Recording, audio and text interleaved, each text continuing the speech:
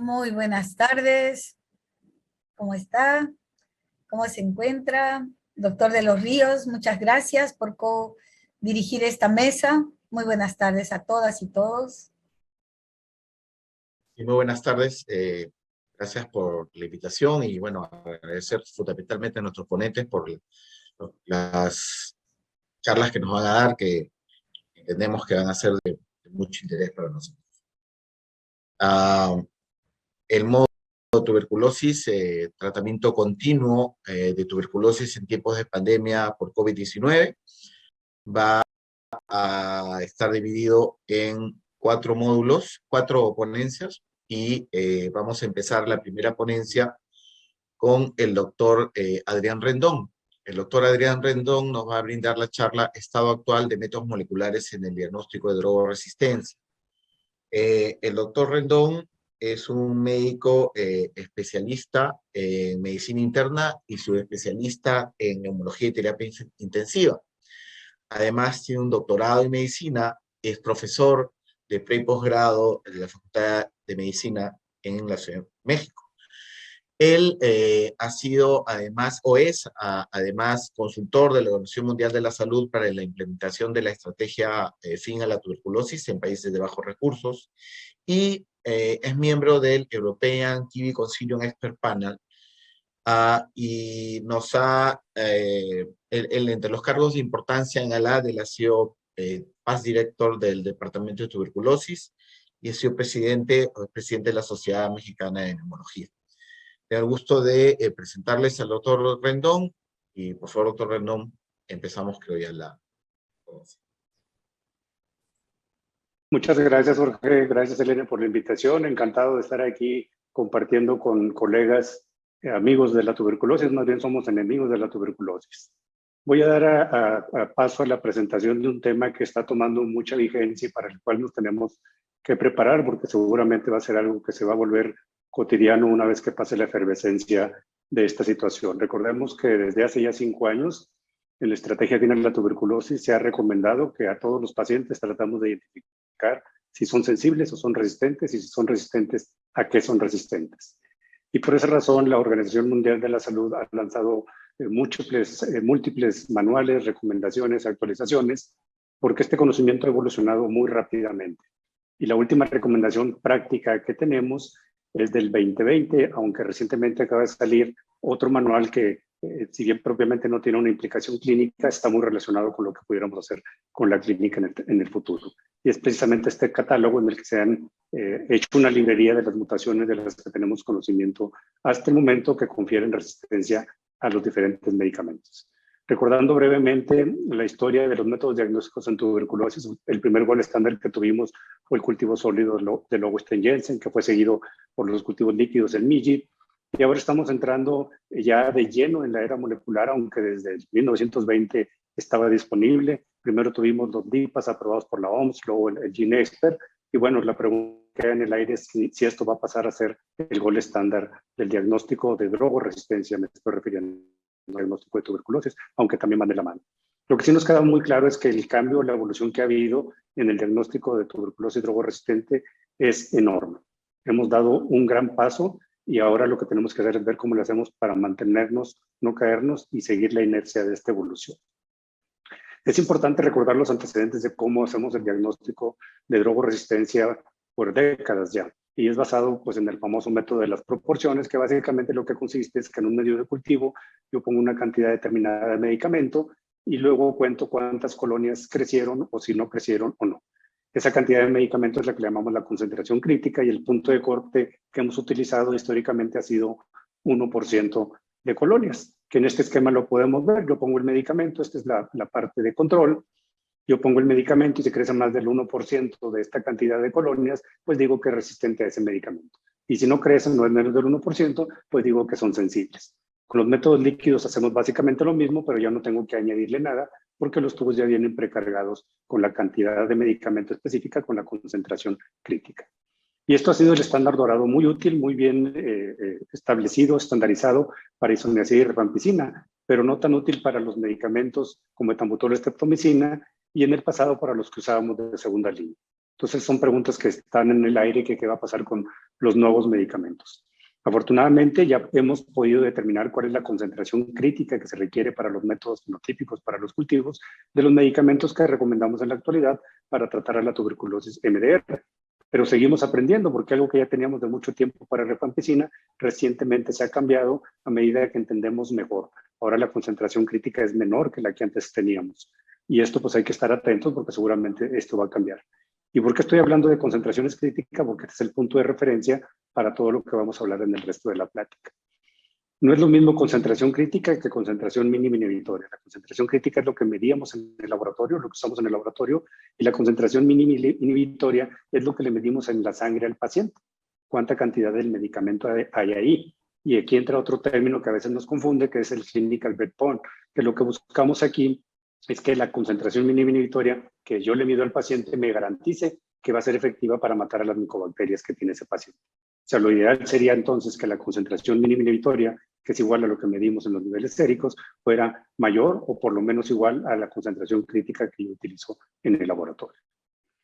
Y eso ha dado pauta a que podamos evolucionar hacia los métodos moleculares. Los métodos fenotípicos han sido la plataforma utilizada.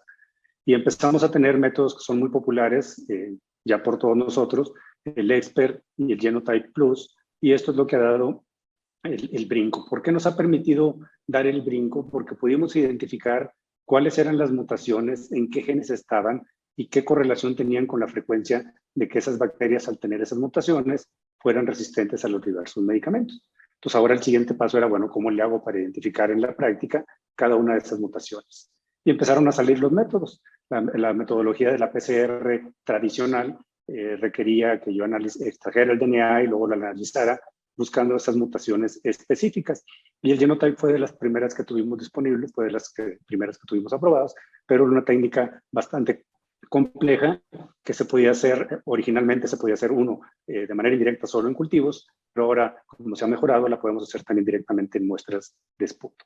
Y hemos aprendido a identificar diferentes mutaciones, encontrar los genes específicos donde están esas mutaciones, y por ejemplo en el Genotype Plus nos permite diagnosticar TB-MDR, porque tenemos dos genes, de hecho serían tres, uno para rifampicina y dos para isoniazida, en los que podemos buscar esas diferentes mutaciones. Y luego hemos dado el brinco a que ahora también no solo podemos en las drogas de primera línea, sino de segunda línea, buscar mutaciones ya predeterminadas, utilizando diversos blancos en diversos genes para poder decir si mi paciente tiene esas mutaciones que le confieren resistencia o no. Pero bueno, ya las podemos identificar. La pregunta es, ¿qué tan válidos son los resultados que me da de identificarlas? Y aquí de una manera muy resumida, para diagnosticar resistencia a fluoroquinolona, si se fijan, tenemos una alta especificidad. Resistencia a los inyectables, me lo puedo brincar porque pues ya no los usamos. Y cuando definíamos la XDR de otra manera, que incluía los inyectables más las quinolonas, si se fijan, también tenemos una alta especificidad. Los problemas que teníamos era en sensibilidad, no era tan alta como nos hubiera gustado. Y aparece el GeneXpert, que simplifica todo lo anterior, y ahora con una muestra de espectoración, poniéndola dentro del cartucho y luego metiéndola en una máquina, en cuestión de 2 horas, yo puedo identificar si mi paciente tiene resistencia a rifampicina utilizando 5 sondas específicas. Bueno, ¿y qué tan sensible y qué tan específica es esa prueba con el GeneXpert? Si se fijan, tiene números casi perfectos, pero estos números casi perfectos, acuérdense que son comparados contra el gold estándar, que son las pruebas fenotípicas. Entonces, pudiéramos concluir aquí que tanto el ExPERT como el Genotype, en cuanto a resistencia a rifampicina, tienen una alta sensibilidad y alta especificidad. Pero recordar que el reporte de resistencia le debemos hacer caso cada que nos la da cualquiera de estas pruebas, pero si yo no encuentro la resistencia, no puedo descartar que esté ahí presente. Pues todo esto que tuvimos en un principio generó un boom de que se estuvieran buscando nuevas maneras de poder detectar estas resistencias que fueran más simples. Y aquí vemos de manera muy gráfica y muy simple, resumiendo la evolución del ExPERT. Empezamos a tener aparatos en los que podíamos hacer muchas pruebas al mismo tiempo, esto sobre todo en laboratorios de referencia.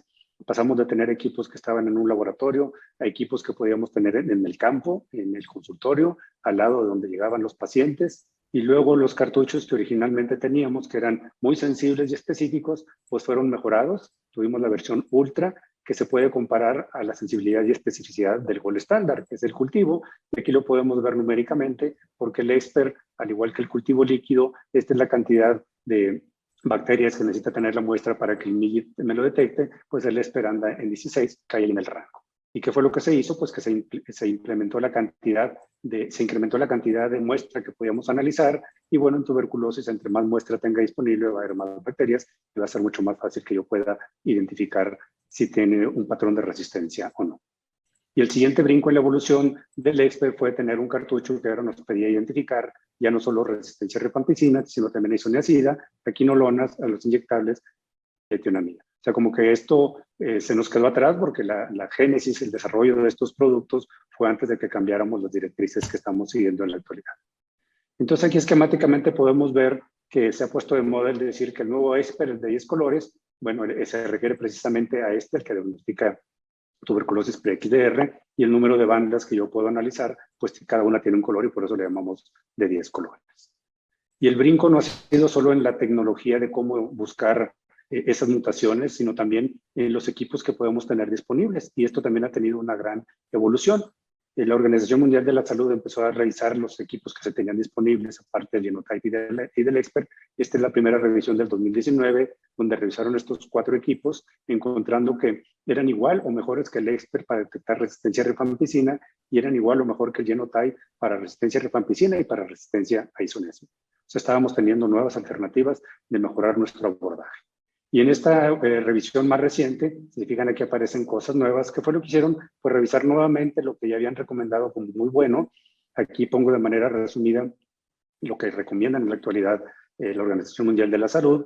Está el EXPER tradicional, está el EXPER Ultra, el EXPER XDR, pero aparecen estos nuevos 4 equipos, que son los mismos que venían en el catálogo anterior, que aquí se los pongo de una manera gráfica para que nos vayamos familiarizando con ellos. Los equipos vienen las marcas, es Abbott, que podemos hacer en muestras de esputo detección de resistencia a isoniazida y a rifampicina, el de Becton Dickinson, resistencia a isoniazida y rifampicina también en expectoración, el Hain Fluorotype, igual en expectoración, isoniazida y rifampicina, el de Roche igual, isoniazida y rifampicina en expectoración, este es en expectoración también, pero solo en rifampicina, el Truenat, y tenemos otro para piracinamida, este requiere cultivo. Y finalmente tenemos todo eso disponible, pero lo que nos interesa a los clínicos es, bueno, qué tan bueno es si yo lo empiezo a usar, y aquí podemos ver un comparativo.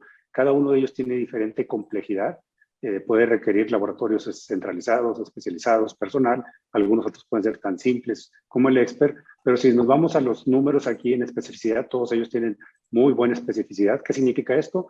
Que el resultado es muy poco probable que sea un falso positivo. En la sensibilidad, pues la mayor parte de ellos también tienen números bastante aceptables para que los podamos usar con mucha confianza. Probablemente el que más bajo tenemos acá es el de la detección de piracinamida. Pues todas estas son excelentes noticias porque tenemos nuevos recursos. Pero ¿qué va a seguir? ¿Qué va a pasar con todo esto? Y yo quiero entrar con ustedes en los últimos minutos de esta presentación a tratar de que nos familiaricemos con términos que están en la literatura y que los usan todos los días creen que nosotros los entendamos también igual que ellos. Esto es ciencia muy básica, es biología molecular. Y seguramente por ahí han leído los últimos artículos, este acrónimo de TNGS, que lo que significa es Targeted Next Generation Sequencing. Pero ¿qué es esto? ¿Qué significa? ¿Cómo lo vamos a hacer? Vamos a ver si lo podemos explicar de una manera más simple. Recordemos que lo que estamos buscando aquí son mutaciones en el DNA. El DNA está contenido en el genoma que está dentro del núcleo. Tenemos una gran cantidad de DNA en las micobacterias y la manera como se organizan son los cromosomas. Y los cromosomas están formados por genes. Y dentro de los genes hay secuencias específicas que nos pueden conferir las mutaciones, dar origen a las mutaciones y por eso conferir resistencia para diferentes medicamentos. Entonces, dependiendo qué es lo que yo quiera analizar para buscar esa mutación, es la tecnología que tengo disponible. Por ejemplo, en el EXPER, que es el que más conocemos, lo que se hace es buscar en un gen específico una sección específica del gen que le llamamos el hotspot. O sea, no analizamos todo el gen, sino el sitio en el que más frecuentemente están las mutaciones con sondas específicas. Y a base de eso podemos hacer una detección muy fina de resistencia a rifampicina. El Genotype sigue el mismo principio, pero utiliza un mayor número de sondas y nos busca en mayor número de genes. O sea, nos amplía las posibilidades de encontrar diferentes tipos de resistencia. Cuando empezamos a hablar de secuenciación del DNA, secuenciar significa hacer una réplica. O sea, yo tengo una biblioteca donde tengo ya establecido cuál es la secuencia normal sin mutaciones del genoma de la micobacteria, Si yo quiero saber la secuenciación de lo que la bacteria que tengo enfrente trae, la puedo hacer y luego la compara contra mi referencia, contra el que tengo en la biblioteca. Si son igualitos, pues es que no hay mutaciones. Si empiezo a encontrar diferencias, es que hay mutaciones en ese genoma que estoy analizando en este momento. Pues al principio, cuando empezamos con esto, lo que se hizo fue hacer una secuenciación de todo el genoma de la micobacteria, es decir, agarrábamos todo lo que estaba en el núcleo y lo replicábamos.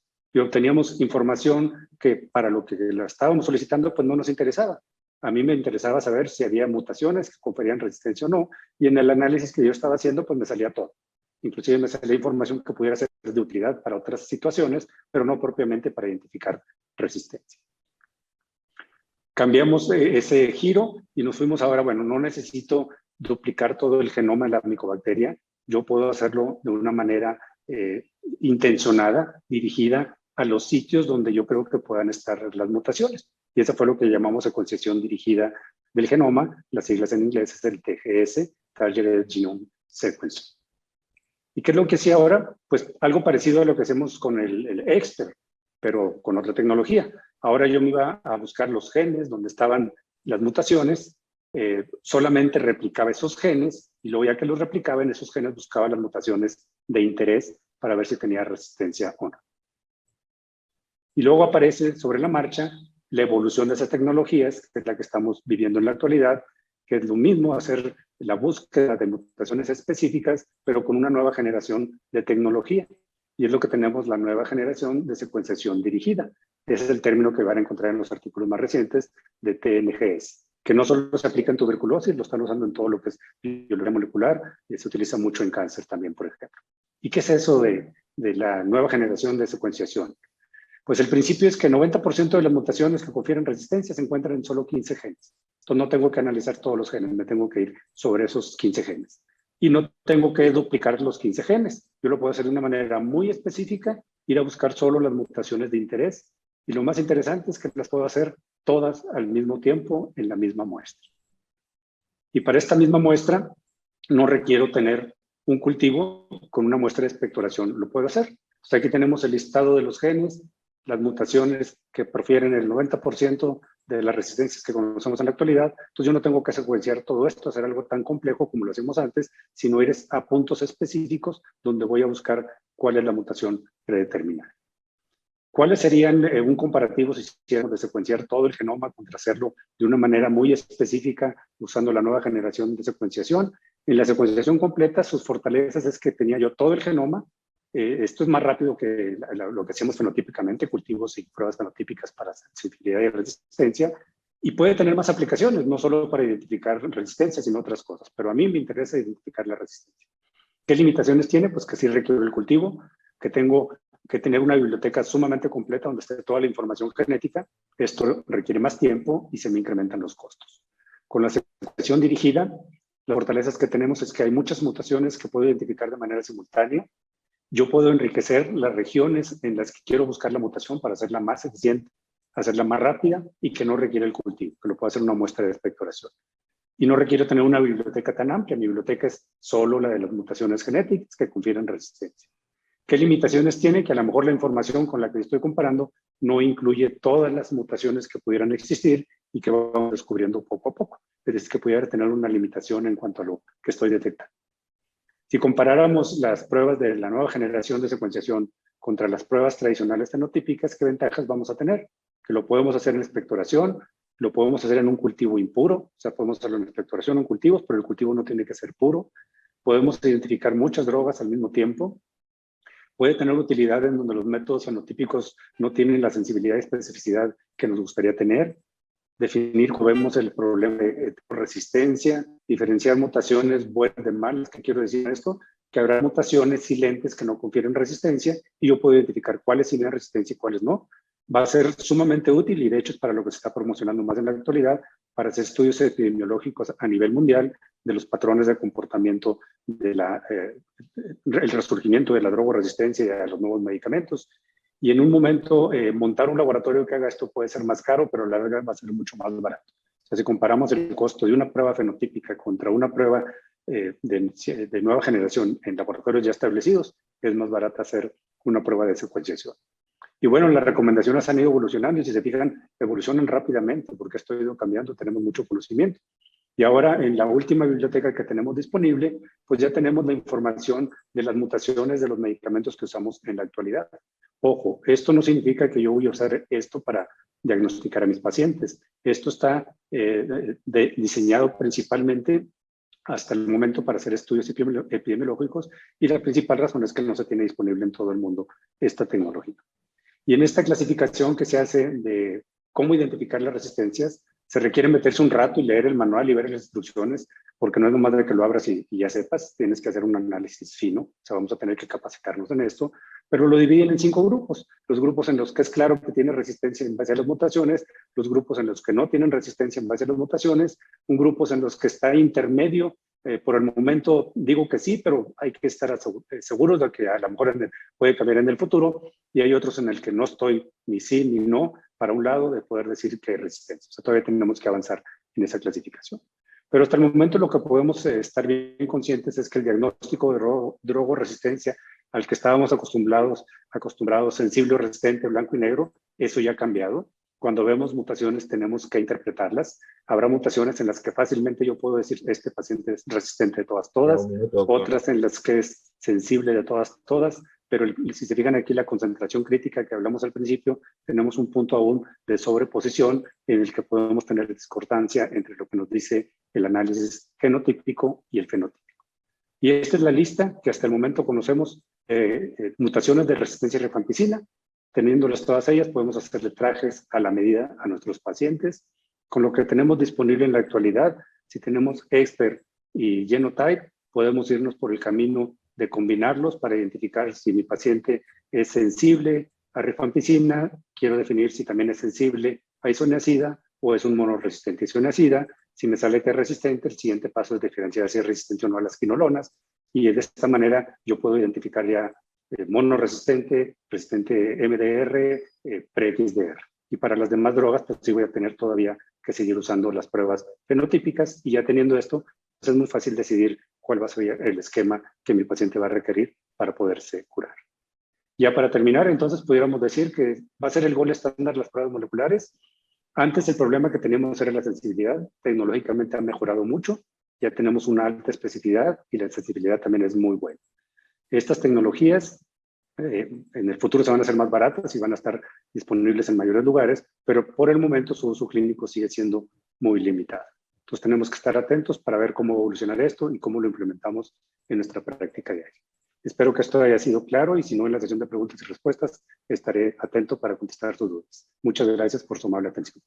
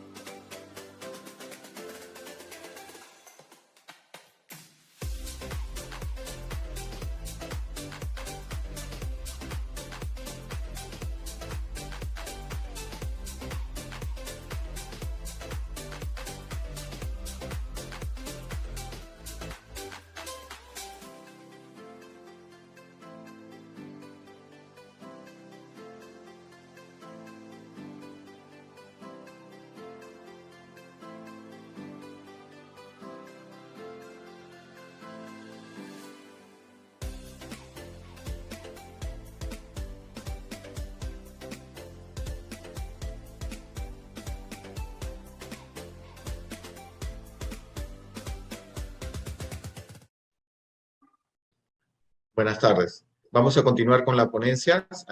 El siguiente tema es monoresistencia y isoniazida, enfoque clínico integrado. Va a ser disertada por el doctor Carlos Torres Duque. El doctor Torres es director de CINEUMO, que es el Centro Internacional de Investigación en Neumología y Salud Respiratoria de la Fundación Neumológica Colombiana. Él además es profesor del programa de especialización en neumología en la Universidad de La Sabana, en Colombia. Es miembro del Comité Asesor Nacional de Tuberculosis del Ministerio de Salud de Colombia y Entre los cargos que ha tenido, el doctor ha sido presidente de la Asociación Latinoamericana de Tórax, así como de la Asociación Colombiana de Neumología y Cirugía de Tórax. Dejo con ustedes al doctor Torres. Buenas tardes a todos, muchas gracias por la invitación, ser partícipe nuevamente del Congreso probablemente más importante para la región latinoamericana, que es el de la Asociación Latinoamericana de Tórax. Gracias Selene y al Departamento de Tuberculosis por la invitación, Jorge por la moderación y a todos los compañeros de ponencia y sobre todo pues a todos los asistentes por estar aquí presentes. El tema, como está allí, es monorresistencia y isoniazida, enfoque clínico integrado, y quiero comenzar diciendo que pues este es un tema que todavía no tenemos muy claro su real importancia en la práctica clínica. Comienzo mostrando un poco de la parte epidemiológica y aquí muestro este estudio en niños, que es una revisión sistemática y un metaanálisis con 23.652 pacientes pediátricos y me gusta mostrar lo de los niños. Como todos lo sabemos, el niño refleja en principio infecciones recientes y por lo tanto probablemente los patrones de transmisión que están circulando recientemente. Por lo tanto, esto es muy indicativo en este revisión sistemática y metaanálisis. Y ustedes ven aquí que la multidrogoresistencia es el 3.72% en estos niños con tuberculosis. Pero cuando miramos la resistencia por medicamentos individuales, aquí está señalada la isoniazida con un 10%. Y ese 10% más o menos es el que se mueve por muy buena parte de las regiones del mundo. Sin embargo, el espectro de resistencia inicial a isoniazida o de monorresistencia puede ir del 1 al 10% en diferentes partes del mundo, pero esa cifra cercana al 10% es más la que vemos en nuestra región latinoamericana. Y muestro esto que me pareció muy interesante porque es de Orizaba, del sur de México, con 519 aislamientos, pero es con algunas de las cosas que mencionaba Adrián, que tienen que ver con la secuenciación genómica y que nos va a permitir seguramente en un futuro ligar muchos de los aspectos de las mutaciones que están detrás de la resistencia con las linajes circulantes y probablemente nos va a dar una claridad mucho mayor del comportamiento epidemiológico y de las intervenciones que debemos hacer. Aquí también destaco en estos 519 aislamientos la monorresistencia isoniazida 10% nuevamente, y de ese mismo grupo en el sur de México, en Orizaba, esta publicación que es relativamente reciente, nuevamente cerca del 10% de monorresistencia a isoniazida, pero lo que quiero comenzar a destacar aquí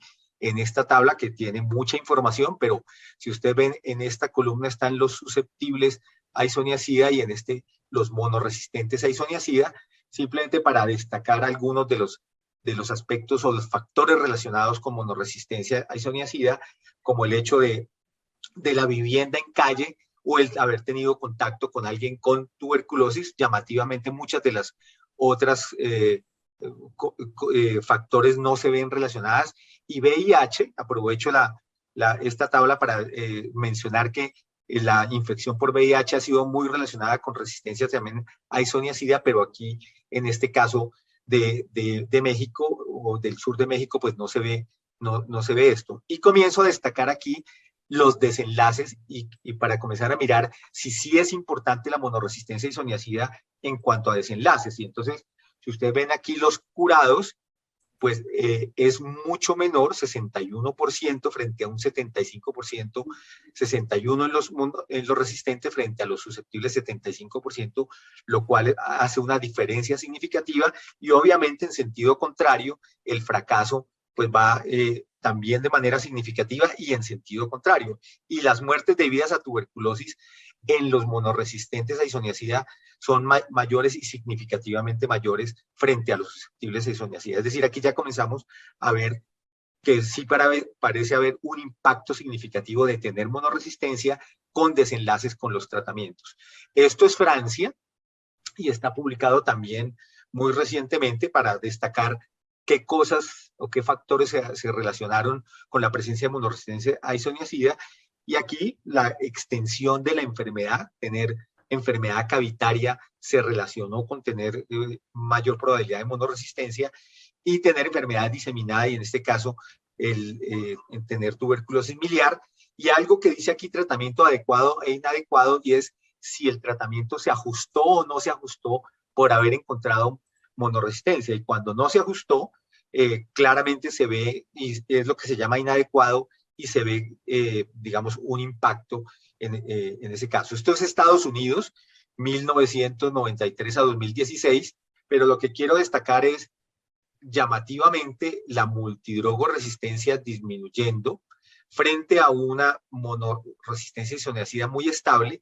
Y si lo miramos por personas nacidas en Estados Unidos o por fuera de Estados Unidos, la monoresistencia isoniazida ha venido incrementando en Estados Unidos, en los nacidos en Estados Unidos frente a los nacidos afuera. Y eso ha pasado de 4.1 a 4.9% la monoresistencia a isoniazida, pero y ustedes ven aquí que los factores relacionados fueron ser menor de 65 años, tener origen asiático, tener inmunodeficiencia, aquí en este caso sí por virus de la inmunodeficiencia humana, por VIH, o tener una residencia en un factor correccional. Y vámonos a ya algunos temas de los desenlaces con el tratamiento. Y entonces aquí tenemos este trabajo en Perú de 2012 a 2014, publicado en PLOS ONE, donde 1.973 casos identificados de resistencia a isoniazida, pero de los cuales había información de 947 utilizando levofloxacina o levofloxacina más un inyectable. Y ustedes ven aquí las tasas de curación que siguen siendo bajas, sobre todo por un porcentaje muy alto de pérdida de seguimiento. Pero aquí lo interesante es que si se miran los que se comparan los monorresistentes a isoniazida frente a los que son susceptibles a isoniazida y rifampicina, claramente pues la curación es menor, 74%, frente a los susceptibles, que es 85%. Y igualmente para el caso del fallecimiento o el fracaso, que son mayores en los monorresistentes a isoniazida, con unas P's significativas en este caso. Es decir, nuevamente mostrando esa falta, digamos, esa relación de monorresistencia con malos resultados con el tratamiento. Este fue una revisión sistemática, un metaanálisis publicado en el 2016 en Lancet Infectious Disease, para destacar lo mismo. Aquí, porque aquí además ustedes ven que son 19 cohortes con un número muy alto de pacientes, 3.744 pacientes resistentes a isoniazida, y ustedes ven aquí, centrémonos acá en donde estoy señalando, y es los desenlaces y la posibilidad de tener fracaso o recaída. Aquí están sumados fracaso y recaída, mucho más alto, 15% en los resistentes a isoniazida frente a un 4% en los que son sensibles.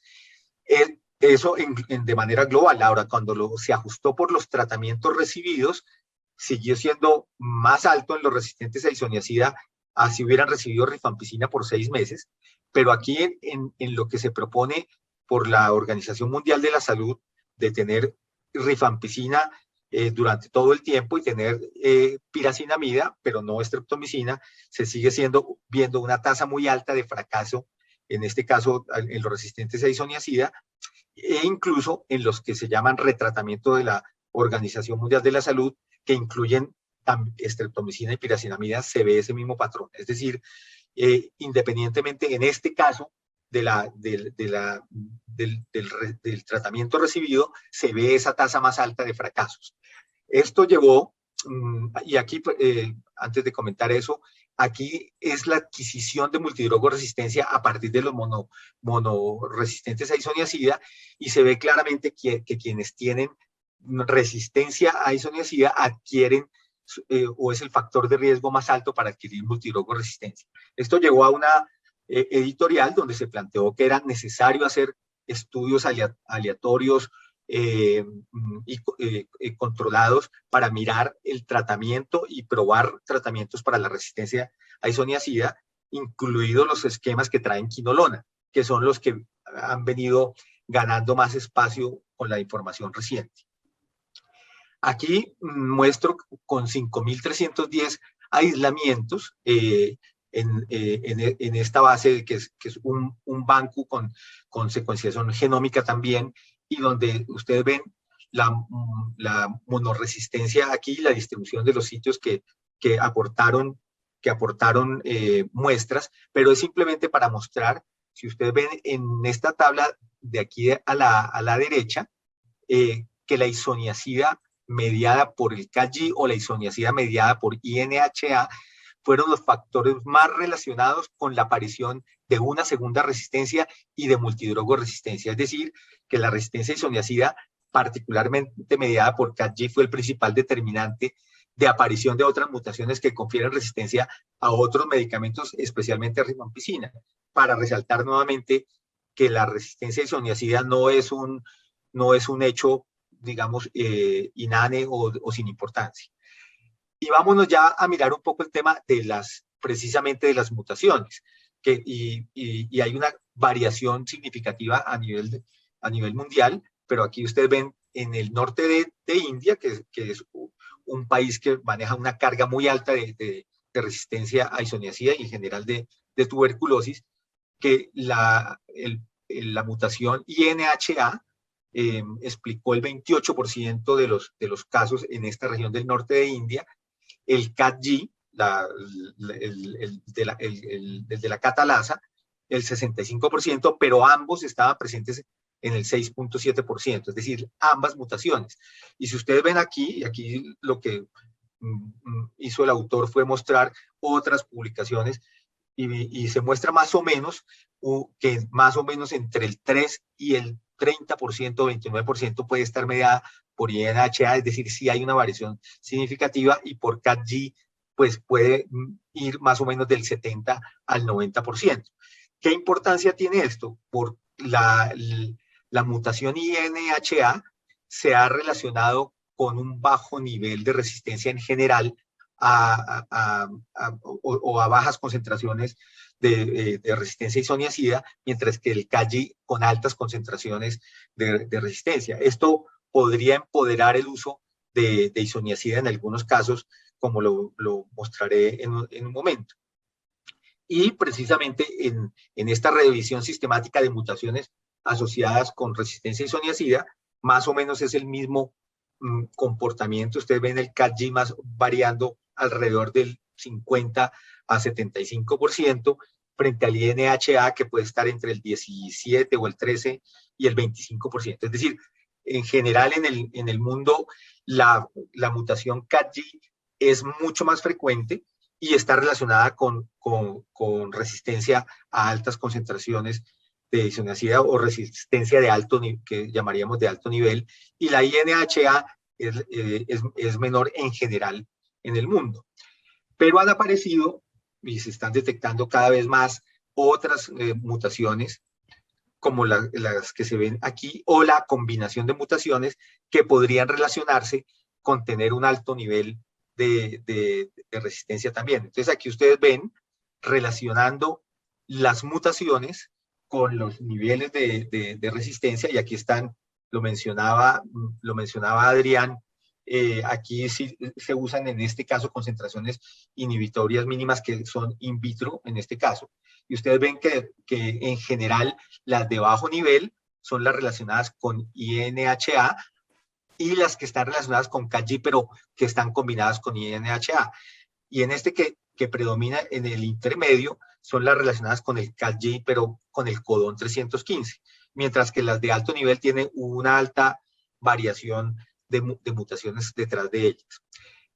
Y entonces progresivamente se están mirando que las mutaciones que son CAG pero no relacionadas con el codón 315, sobre todo si están asociadas con otras mutaciones en el INHA, se están relacionando con alta concentración, con resistencia de alta concentración.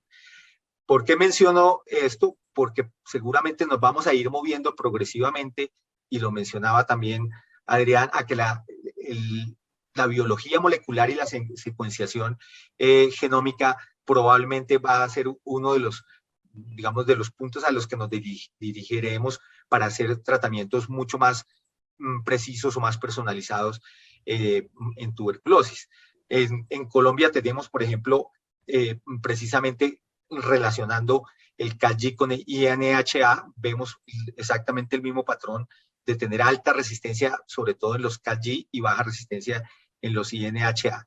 Sin embargo, para ir terminando, no quiero dejar de decir que algunas modelaciones y algunas publicaciones le quieren restar importancia al encontrar monoresistencia isoniazida, y en esta modelación que está muy recientemente publicada sugieren que la resistencia o la monoresistencia tiene un mínimo impacto en la transmisión de tuberculosis y en los resultados finales. De hecho, en San Francisco este análisis sugiere precisamente que el fracaso y la recaída fue poco frecuente en los pacientes con monoresistencia isoniazida y no significativamente diferente a los casos susceptibles. Y lo mismo en este caso del estado de Georgia, donde se ve que no hay muchas diferencias, y esta es la tasa de conversión en los resultados, si son resistentes a isoniazida o resistentes o no lo son. Pero es muy importante mencionar que estos modelos y estas condiciones en Estados Unidos no son extrapolables realmente, porque son pacientes detectados tempranamente con ajustes de tratamiento tempranamente. Es decir, que hay que tener cuidado al mirar, digamos, estos análisis. Y en contraste, esta es una revisión reciente de esquemas publicados de tratamiento para tuberculosis resistente a isoniazida, donde ustedes ven múltiples propuestas, pero en general las tasas de fracaso o de respuesta no favorable son muy altas, y ustedes las ven aquí con porcentajes significativamente altos frente a un esperado que debería ser por encima del 90%. Para finalizar, entonces, digamos que no hay estudios realmente que hayan comprobado claramente cuál es el mejor tratamiento para la tuberculosis resistente a isoniazida. La Organización Mundial de la Salud pues ha planteado recientemente la inclusión de quinolonas. Aquí no lo muestra porque esta es la publicación del 2017, pero menciono que ATS 2017 mencionaba un esquema de 6 meses de rifampicina, piracinamida y etambutol, más una quinolona en caso de enfermedad extensa, y NICE un esquema de 9 meses con 2 meses de rifampicina, piracinamida, etambutol y 7 meses más de rifampicina, etambutol sin contemplar aquí la quinolona.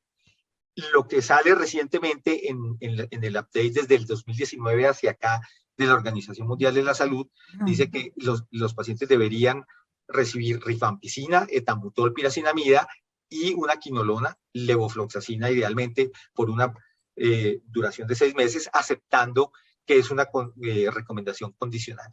Y por último, quiero mencionar que hay estudios que están moviéndose a cómo recuperar la sensibilidad a los medicamentos pivotales que son isoniazida y rifampicina, haciendo precisamente intervención molecular para favorecer nuevamente la recuperación de la sensibilidad a rifampicina y isoniazida. Entonces, como conclusiones de esta presentación, pues la monoresistencia isoniazida es el patrón de resistencia más frecuente en la mayor parte de los países del mundo. Se relaciona con peores desenlaces, tanto fracaso, recaída como mortalidad, como lo mostré, y mayor riesgo de progresión a multidrogoresistencia.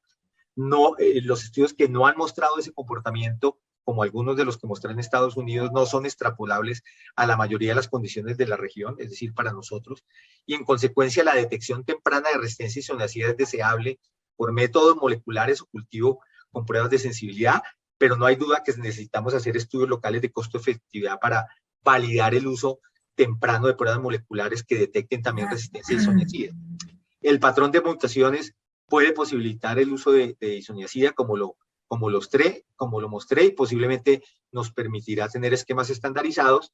Y el mejor tratamiento para la monoresistencia isoniazida no ha sido definido, pero la adición temprana de una fluoroquinolona a la rifampicina, piracinamida y etambutol se asocia con mejores desenlaces similares a la prolongación por 9 meses de un esquema diario de rifampicina, piracinamida, tambutol. Y probablemente en el futuro vamos a tener terapias más efectivas muy relacionadas con el conocimiento de las mutaciones que están detrás de la resistencia isoniazida. Bueno, esta era mi presentación, y también pues quedo atento en el momento de la sesión de preguntas para todas las inquietudes que surjan alrededor de ella. Y muchas gracias por la invitación.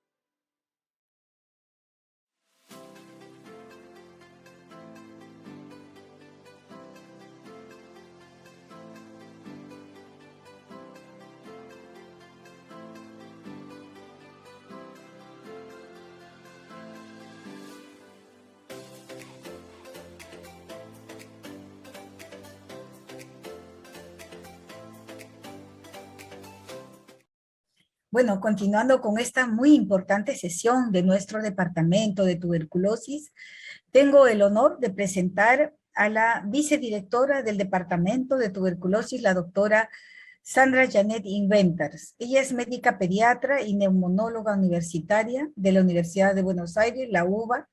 Es docente de neumología en esa misma universidad. Es magíster en salud pública de la UBA, es miembro del Comité Asesor Técnico del Programa Nacional de Tuberculosis del Ministerio de Salud de la Nación Argentina. Ella es miembro de la sección tuberculosis de la Sociedad Argentina de Medicina Respiratoria y del Comité Nacional de Neumología Infantil de la Sociedad Argentina de Pediatría. Ella es jefa del Departamento de Medicina, Consultorios Externos, en el Instituto de Tisioneumología, profesor Raúl Bacareza, y la Facultad de Medicina de la UBA. Muchísimas gracias, doctora Sandra. Adelante, por favor. Bueno, muchas gracias. Muchas gracias a ALAT por la invitación y a Selene por la invitación y por la presentación. El tema que me toca esta tarde es tuberculosis multidrogo resistente en niños. Y si es o no una nueva epidemia. Vamos a ver entonces. A ver. ¿Qué pasa que no me...? Ahí está. ¿Qué pasó con esta pandemia? La pandemia de COVID-19 alteró el funcionamiento de todos los servicios de salud. Con respecto a la tuberculosis, llevó a una disminución inicial en el número de consultas que se debió principalmente a las dificultades en el acceso por las medidas de aislamiento obligatorio, al temor de los pacientes por el contagio con el nuevo coronavirus, y a la reasignación de los recursos humanos frente a la nueva prioridad.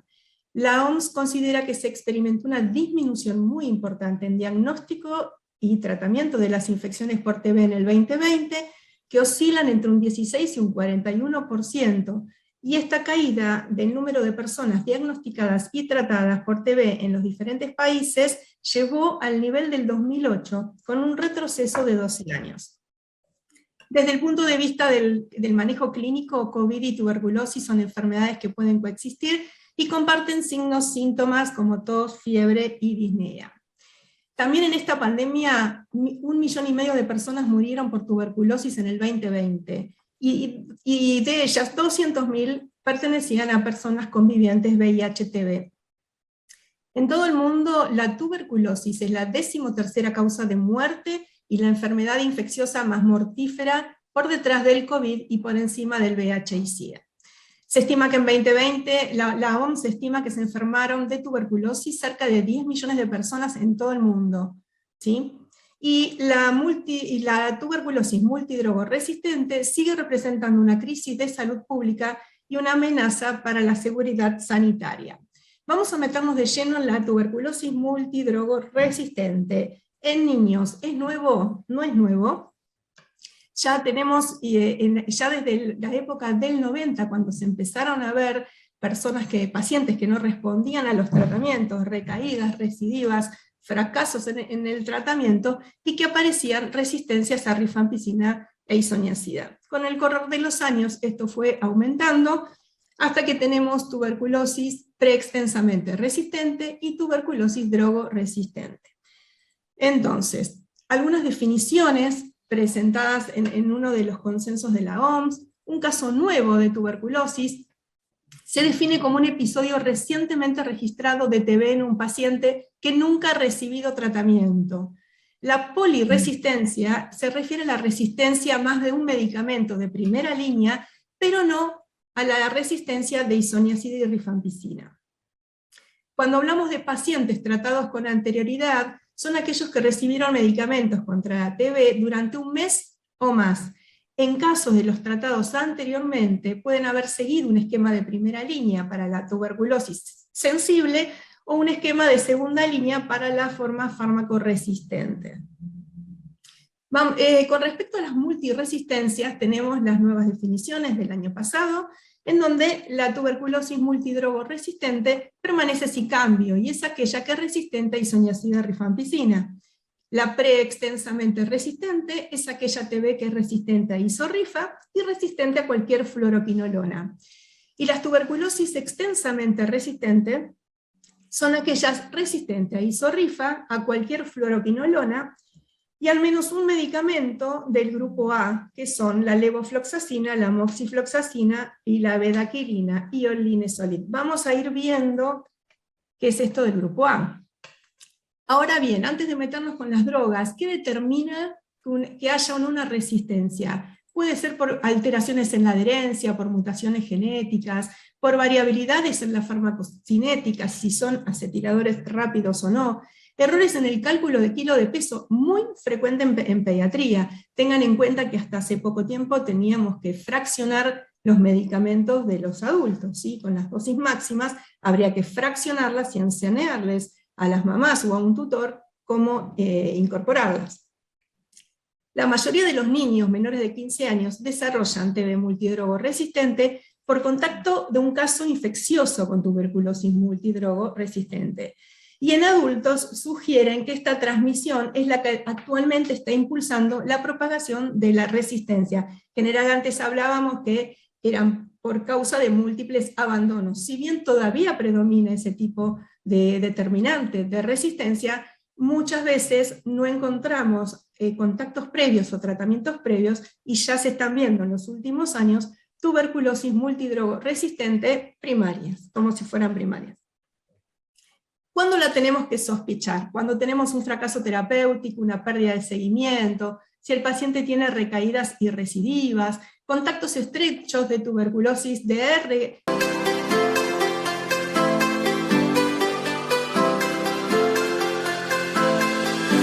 Si hay o no coinfección con VIH y si hay consumo problemático de drogas.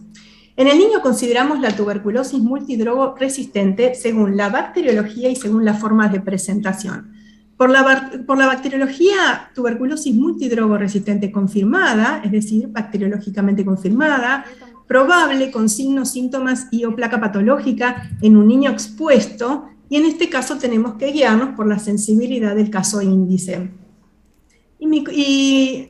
Multidrogo resistente posible es aquella con epidemiología compatible, falta en la respuesta al tratamiento convencional, con adherencia comprobada y habiendo excluido otros tipos de diagnóstico, tratamiento previo en el último año con un alto nivel de sospecha. Y según la forma de presentación, puede ser tuberculosis extensa o avanzada, en donde en mayores de 15 años hay presencias de cavidades bilaterales, extensas afectaciones bilaterales y o baciloscopía positiva. Las extrapulmonares extensas, miliares o meningias, y en menores de 15, presencia de cavidades o afectación bilateral en la placa, formas extrapulmonares diferentes a los ganglios mediastínicos, y cuando se esté por determinar la gravedad en un niño, También tenemos que considerar si el niño presenta una desnutrición avanzada, inmunosupresión o resultados positivos en las pruebas bacteriológicas, fundamentalmente si tenemos Expert TB-RIF o el Ultra. Sabemos entonces que para un diagnóstico de certeza no nos vamos a meter de lleno en esto, ya todo lo conocemos. ¿Qué necesitamos? Baciloscopía, cultivo, antibiograma por métodos fenotípicos o genotípicos y la identificación de la especie en cualquier muestra que podamos tomarle a los niños. Los nuevos métodos moleculares para tuberculosis multidrogo resistente son muy importantes. Sería muy importante, ya nos explicó muy bien en la primera charla con el doctor Rendón, las utilidades en el Expert MTB-RIF y ahora con la aparición del Ultra, en donde podemos tener más sensibilidad con menor número de bacilos, ¿sí? Y obviamente toda esta serie de estudios de métodos moleculares que han aparecido en las últimas guías, que ya las han desarrollado. Entonces, sabiendo que el diagnóstico bacteriológico en niños es sumamente dificultoso, ¿iniciamos tratamiento cuando hay clínica compatible, radiología compatible y epidemiología? Sí, tenemos que hacerlo. Cuando se cumplen con todas estas características, ¿sí? Con un contacto cercano o un contacto que fallece por TB en los últimos, durante el último tratamiento, contacto cercano del caso índico con un fracaso terapéutico y contacto cercano con tratamiento previo con drogas de segunda línea. Sabemos que en los niños el tratamiento debe ser personalizado, seleccionar medicación según el antibiograma del niño, o si no lo tenemos, el del caso índice o del contacto estrecho. Tratemos de no utilizar más fármacos inyectables de ser posible. Ya sabemos que las pérdidas de audición es frecuente e irreversible. Priorizar siempre dentro de las drogas de grupo A y B, que los vamos a ver ahora de las nuevas guías de la OMS. Seleccionar el máximo de drogas bactericidas, recordando también que la suma de más drogas suman más efectos adversos. Utilicemos, aunque sea 4 drogas en la fase de continuación. El Delamanid lo podemos usar actualmente a cualquier edad en reemplazo de los inyectables, no tenemos en nuestro país, y la bedaquilina también es recomendada a cualquier edad. Sabemos que los tratamientos en los niños es más prolongado, pero presentan una mayor tolerancia a las drogas con un menor número de eventos adversos serios. Todas las quinolonas en los niños pueden ser indicadas en una toma diaria. Los niños entre 7 y 15 años tratados con moxifloxacino tienen menor concentración sérica que los adultos y pueden requerir más dosis, ya que la actividad bactericida es dosis dependiente. La presencia de artropatía, eso ya en los últimos años es bien sabido, pero recalcamos, no fue correlacionada en niños, salvo un reporte inicial de 5 casos de artralgias que se resolvió con la suspensión del medicamento. Controlar QT principalmente cuando asociamos las quinolonas a una bedaquilina y al Delamanid. Y como dije antes, el 25% de los niños tratados con aminoglucósidos pierden audición. Por lo tanto, de no hacer falta, no los tenemos que utilizar. Etiolamidas, cicloserina y PAS se pueden usar y al menos 2 veces al día. En estos tenemos que suplementarlos con piridoxina. 50 miligramos cada 250 miligramos de cicloserina. Tener en cuenta que en casos muy severos o en niños con inmunosupresión, tenemos que tener en cuenta que puede aparecer el síndrome de reconstitución inmune, para el cual podremos utilizar ibuprofeno o prednisona o algún equivalente. Sabemos que el síndrome de reconstitución inmune se presenta tanto en niños inmunocompetentes con enfermedades severas, como así como está referido en los coinfectados con VIH, antes de empezar hoy en el inicio del tratamiento con la terapia antirretroviral. No me voy a meter mucho en el tratamiento de la tuberculosis resistente a isoniazida, ¿sí? Ya lo estuvimos viendo en forma excelente con el doctor Carlos.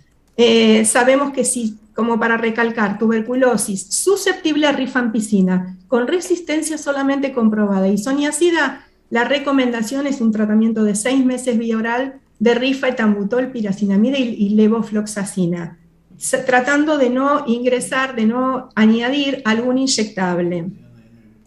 Este esquema es válido para pacientes que ya conocemos previamente una sensibilidad antes del inicio del tratamiento, o por lo menos que no esté llegando al 3er mes del mismo, ¿sí? Hablé de los nuevos grupos de la tuberculosis multidrogo resistente y en la nueva clasificación, grupo A, B y C, El grupo A tenemos que incluir para el tratamiento, si es posible, los 3 fármacos, una quinolona, bedaquilina junto con el linezolid. Grupo B, añadimos 2, en la medida que no se puedan utilizar o no, clofazimina y cicloserina. Y los del grupo C se pueden usar para añadir aquellos regímenes cuando no tenemos o grupos de fármacos del grupo A y B o alguno de estos son resistentes. Y en este grupo entra el etambutol, el delamanid, la piracinamida, el imipenem, cilastina, amica, de no quedar otra, siempre preferimos no usar inyectables, etio y el ácido PAS, paraminosalicílico.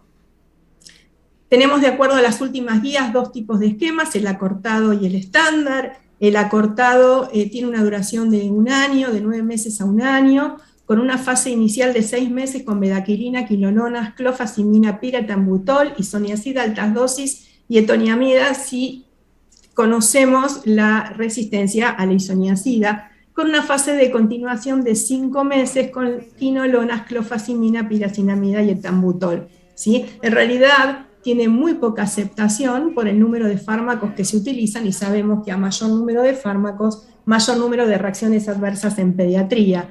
Y el esquema largo es el tradicional, el individualizado, según resistencias o reacciones adversas. Y como dije antes, tratemos de usar las 3 drogas del grupo A, quinolona, bedaquilina con linezolid, asociada a 2 del grupo B, clofazimina y cicloserina. Y el grupo C es para agregar si alguna de estas que mencioné anteriormente son resistentes. La duración de este tratamiento es de 18 a 20 meses, o se puede hacer en niños de 15 a 17 meses, luego de la conversión bacteriológica. Y siempre también cuando hacemos tratamientos en los niños, por ahí si en un niño encontramos o algún tipo de lesión en radiología o en una tomografía, con una clínica leve y sin baciloscopía, sin rescate de germen, podemos hacer 1 año con este tratamiento que no vamos a tener ningún tipo de inconveniente.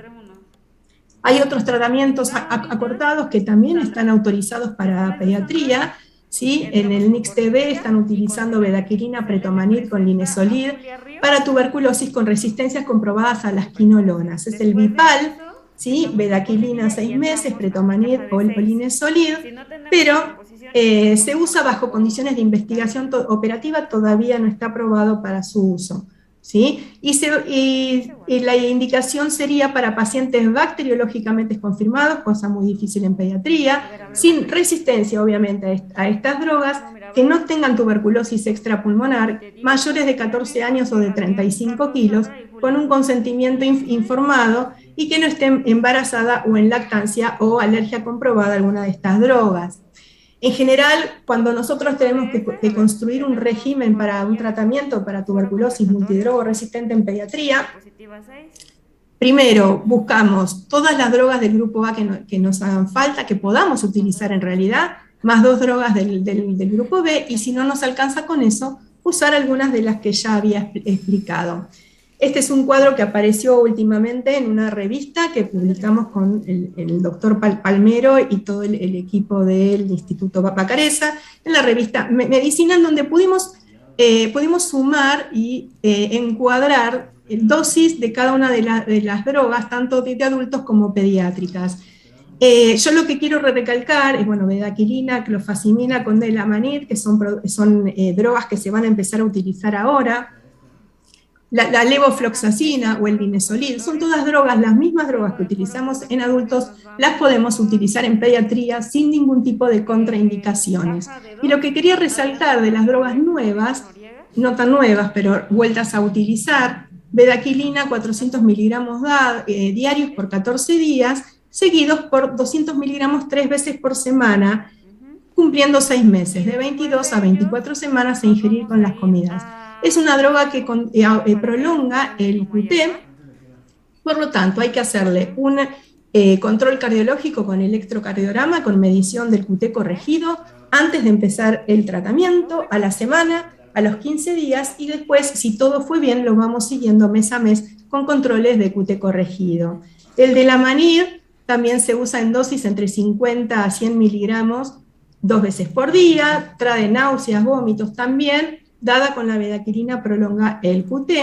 La clofazimina, que usamos 2 a 5 miligramos kilo día, se acumula en los tejidos, los chicos en los cuales hemos utilizado, algunos se han oscurecido un poquito en la piel, que después revirtió con la finalización del tratamiento y también asociadas con las demás prolonga QT, como para recalcar las drogas que estamos utilizando en los últimos tiempos o que hay lugares que van a empezar a utilizar. Algo muy importante de las drogas de segunda línea en pediatría son las que penetran sistema nervioso central, pensando que los chicos cuando hacen cuadros muy severos hacen meningitis tuberculosa. Cicloserina, ¿sí? Tiene concentraciones a nivel del sistema central similares a las concentraciones séricas. Lo mismo pasa con etionamida, con el meropenem, con moxifloxacina y con la piracinamida. Es decir, que tenemos drogas que podemos utilizar, algunas no penetran totalmente y en algunas sabemos que tienen muy buena penetración y muy buena concentración. Sabemos que en pacientes VIH tenemos que iniciar la terapia antirretroviral lo más rápido posible, independientemente del número de CD4. En general es en las primeras 8 semanas, se recomiendan las primeras 4, a excepción del paciente con meningitis tuberculosa, en donde se recomienda que pasen 8 semanas antes del inicio de la terapia antirretroviral, debido, como hablé antes, que se daba también en inmunocompetentes, pero en este caso en los pacientes VIH, el riesgo aumentado de síndrome de reconstitución inmune. Otra cosa para tener en cuenta con las nuevas drogas, en los pacientes que ya están en tratamiento antirretroviral, el efavirenz disminuye la concentración de bedaquilina, los inhibidores de proteasa aumentan la concentración de bedaquilina, el de la manit no presenta ningún tipo de interacción, y hay que considerar prolongar tratamientos en las formas graves. Sabemos que el tratamiento, hablamos de conversión bacteriológica en tuberculosis drogoresistente cuando hay 2 cultivos de esputos que es negativo, que negativizaron, consecutivos, separados al menos por 7 días. Reversión bacteriológica son 2 cultivos de esputos positivos consecutivos, separados al menos de 7 días, luego de haber conseguido la conversión bacteriológica. Esto es un fracaso terapéutico y hay que replantear un nuevo esquema terapéutico. Se considera como límite para la conversión bacteriológica el 6º mes de tratamiento, ¿sí? Y obviamente paciente curado es aquellos con cultivos que es negativos al final del tratamiento, luego de haber convertido como corresponde la conversión bacteriológica. Algunas cositas, algunas imágenes, de la tuberculosis en pediatría, la multidrogoresistente, ¿sí? Las imágenes muy similares a la de los adultos, con derrame, con cavidades, muy frecuente en el instante inicial, en el ensanchamiento del mediastino, con presencia de adenopatías, ¿sí? Fíjense en las tomografías, el ensanchamiento mediastinal. También podemos ver imágenes con cavidades, ¿sí? Con derrames extensos, con derrame con cavidad, y la famosa tuberculosis miliar, muy característica en menores de 1 año. Las podemos ver en menores de 5, pero es más característico en menores de 1 año. Y también tenemos las formas extrapulmonares de tuberculosis multidrogoresistente, obviamente cuando tenemos tuberculosis miliar debemos descartar otro foco, y vemos si no tiene una meningitis, una encefalitis, ¿sí? con granulomas, ¿sí? O intestinales, con líquido acítico, con adenopatías posteriores, el famoso mal de Pot. Los chicos pueden hacer cualquier tipo de tuberculosis, es decir, que se aloja en cualquier órgano. ¿Por qué tuberculosis multidrogoresistentes en los niños? Habitualmente decimos que se contagian del adulto, del contacto estrecho que tengan en casa. También es muy difícil dar un tratamiento de estos porque había un número considerable de drogas y eso llevaba a falta de adherencia. También lo que hubo muchas veces, hasta los últimos años, 1 año antes, es errores en el cálculo de kilo de peso y el fraccionamiento de las drogas. Por eso ahora, en los últimos años, hay drogas dispersables que están disponibles en algunos países. Como drogas dispersables de segunda línea tenemos las quinolonas, el linezolid, etionamida y cicloserina. Habría que ver qué drogas han llegado a cada uno de nuestros países. Nosotros en este último año han ingresado en el Ministerio de Salud de Argentina para tratamiento de niños con multidroga, con tuberculosis, MR, la levofloxacina, etionamida y cicloserina. ¿Sí? Así que eso ayuda muchísimo en el tratamiento porque es menor número de comprimidos y menor número de errores al fraccionarlos. Ahí vamos. Bueno, como conclusión y para no extenderme mucho, el tratamiento en pediatría es personalizado, se hace en base a miligramos kilo de peso, seleccionamos drogas según el antibiograma del niño, si es que lo pudimos hacer, o en base al antibiograma del caso índice. Utilizamos, no olvidar de utilizar corticoterapia en serositis, meningitis, pericarditis, ascitis, o en enfermedad diseminada si hace falta, y en general es en el primer mes. Controlar toma de medicamentos en cada control y dosis de las mismas. Muy importante preguntar qué toma y cómo toma, porque a veces surgen errores. Recordar que en pacientes que conviven con VIH debe iniciarse la terapia antirretroviral lo más rápido posible, independientemente del número de CD4, y lo más recomendado es en las primeras 4 a 8 semanas. Sabemos que un tratamiento convencional dura de 12 a 18 meses en cuadros leves. En niños con formas no graves podemos hacer tratamientos de 12 meses a 15 meses, depende de la conversión o no bacteriológica, evitando siempre en la medida de lo posible, de lo que dispongamos, un aminoglucósido y o cualquier inyectable. Como dije antes, la pérdida de la audición es irreversible. Controles clínicos y ponderales en forma periódica. Y algo muy importante, que el control de la tuberculosis no es solamente cómo se suministra un tratamiento, sino cómo apoyamos el proceso de atención desde que detectamos y diagnosticamos esta enfermedad hasta que finalizamos completamente un tratamiento. Hay que reconocer la importancia del apoyo sociofamiliar y la situación de cada persona para colaborar con la adherencia en el tratamiento. El control de la tuberculosis tiene que ser un proceso de salud integral centrado en la persona para favorecer el éxito en el tratamiento. Y es muy importante en un servicio de tisiología un enfoque interdisciplinario para mejorar el control de la tuberculosis, identificar estrategias de prevención y atención adaptadas a cada zona y centrada en la necesidad de las personas.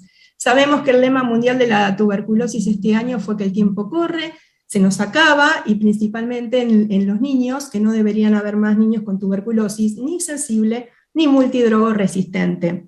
Muchísimas gracias por escucharme. Hasta luego, buenas tardes. Buenas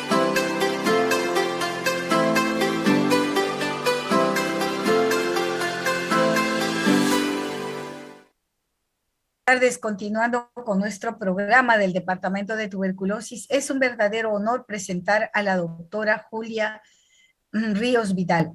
Ella es médica cirujana egresada de la Universidad Peruana Cayetano Heredia, especialización en epidemiología y gerencia de servicios de salud, en la Escuela Superior de Posgrados San Perú, en la Universidad de los Andes de Colombia y Universidad de Washington, Estados Unidos. Tiene 18 años de experiencia asistencial y gestión de la estrategia sanitaria de prevención y control de TB y en epidemiología como médico tratante y coordinadora en todos los diferentes niveles de atención y gestión operativa en el país. Es docente universitaria y desde octubre del año 2016 a la fecha es la directora ejecutiva de la Dirección de Prevención y Control de Tuberculosis del Ministerio de Salud del Perú. Adelante, doctora Julia.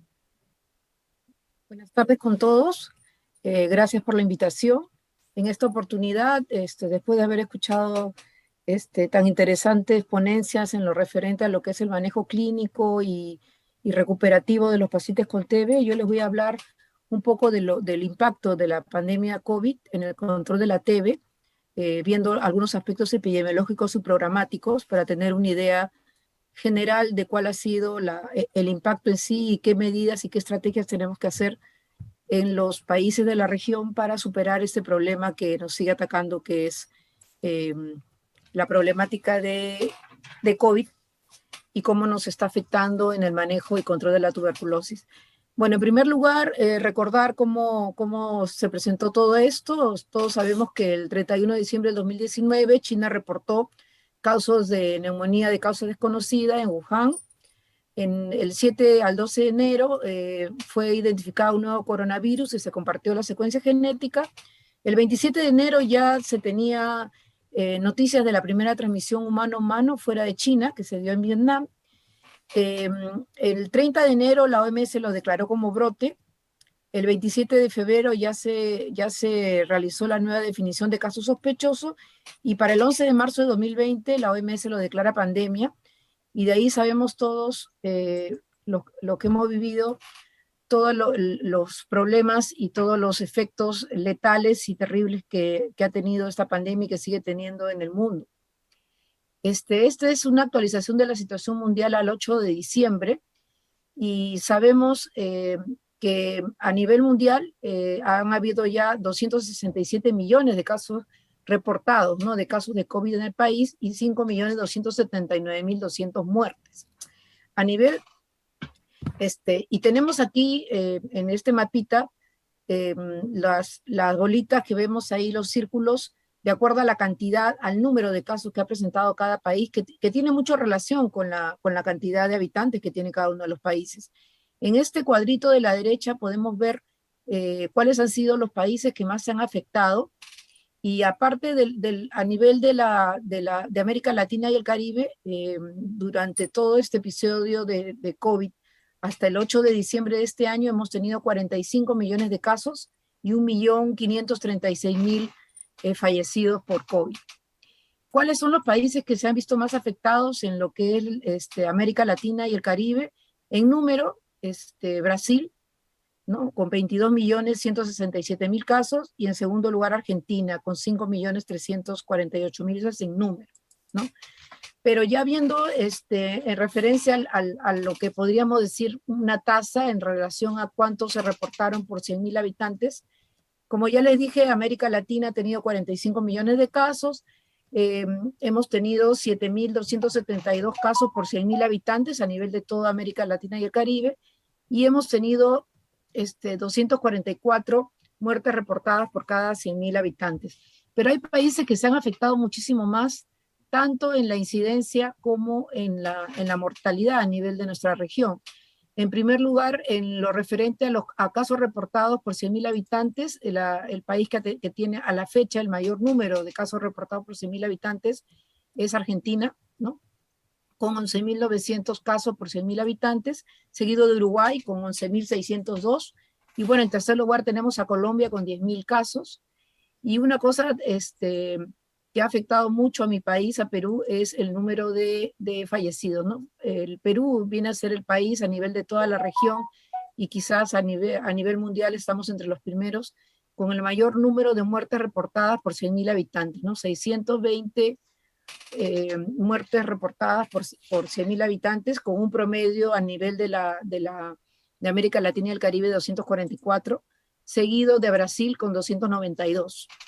Este impacto tan terrible que ha tenido en el país, bueno, en el Perú, se ha debido básicamente a la precariedad de nuestro sistema de salud, que se ha visto reflejada en esta pandemia. Ya hablando de lo que es tuberculosis, viene a ser nuestro mapa de incidencia de tuberculosis al año 2019, y como vemos, la región de las Américas aporta al mundo el 3% de los casos notificados, ¿no? Teniendo algunos países con una incidencia proyectada mayor, como es Perú, México y Bolivia. Sabemos todos que estamos trabajando todos los países de la región a nivel mundial, alineados a lo que es la estrategia mundial Fin a la TB, que tiene como meta un mundo libre de TB, y que hemos estado trabajando sobre 3 objetivos estratégicos. Uno es llegar a 0 muertes por TB, 0 casos de TB y 0 sufrimiento por TB. Vamos a ver ahora cómo ha afectado la pandemia en estas metas que teníamos bien establecidas, y que al año 2035 la meta era, bueno, poner fin a la epidemia mundial de TB, con una reducción del 95% de las muertes en comparación al año 2015, con una reducción del 90% de la incidencia, llegando a una tasa de menos de 10 por 100.000. Esos eran nuestros objetivos, y creo que todos los países de la región estuvimos trabajando duro para que esto se dé. pero la pandemia afecta a la TB no solamente directamente en lo que es detección y algunas actividades preventivas y recuperativas que manejamos en el programa de tuberculosis, sino el efecto de la pandemia de COVID en lo que es determinantes sociales y los niveles de pobreza a nivel de la región han sido terribles. Y nosotros sabemos que la tuberculosis es una enfermedad, creo que es la enfermedad que tiene mayor incidencia en lo referente a lo que son determinantes sociales, ¿no? La TB es una enfermedad social de por sí, y esto va muy de la mano con lo que estamos viviendo ahora y lo que nos espera en los siguientes años producto de la pandemia en tuberculosis, ¿no? El impacto económico en los niveles de pobreza de la pandemia COVID ha hecho de que retrocedamos en 10 años, ¿no? Hemos retrocedido 10 años en lo que habíamos mejorado en lo referente a la evolución del producto per cápita a nivel de toda la región, y en lo referente a la evolución de la pobreza hemos retrocedido 14 años de todo lo avanzado en lo que habíamos, en lo que era niveles de pobreza a nivel de la región de Latinoamérica. Entonces, menor ingreso económico, mayor pobreza, mayor hacinamiento, mayor desnutrición, mayor determinantes sociales que conllevan a que la transmisión de la enfermedad se incremente. Con respecto a lo que es COVID, desde el inicio se comenzaron a ver el efecto de la pandemia en lo que es el manejo de TB, ¿no? Al primer trimestre de 2020 ya se había alterado en gran medida la prestación de servicios de salud a nivel de todos los países de la región debido a las medidas de confinamiento, afectando las intervenciones de prevención y control de TB en todos los países y amenazando revertir los logros alcanzados hacia las metas internacionales que todos veníamos trabajando. El efecto de la pandemia básicamente se ha visto sobre todo en lo que es la notificación de casos de TB en el mundo, ¿no? En el año, para el año, en el año 2019 se notificaron 6.3 millones de casos de TB y esperábamos 6.8 casos para el año 2020, pero lo que tuvimos fueron 4.9 casos notificados en el año 2020 producto de la pandemia, ¿no? Con un déficit frente a lo esperado de 28% y un déficit frente al año 2019 de 21%, ¿no? 84 países reportaron durante estos meses y durante los trimestres del año 2020, y esto ha sido lo que se ha conseguido a nivel mundial. Y esto todo lo tenemos bastante claro, que no significa que han disminuido los casos, sino que tenemos problemas para la detección, que ya lo había determinado la doctora cuando nos habló del impacto de COVID en lo que era la detección de casos de TB-MDR en niños, ¿no? A nivel de la región de las Américas, todos los países han tenido un déficit de notificaciones de casos de TB.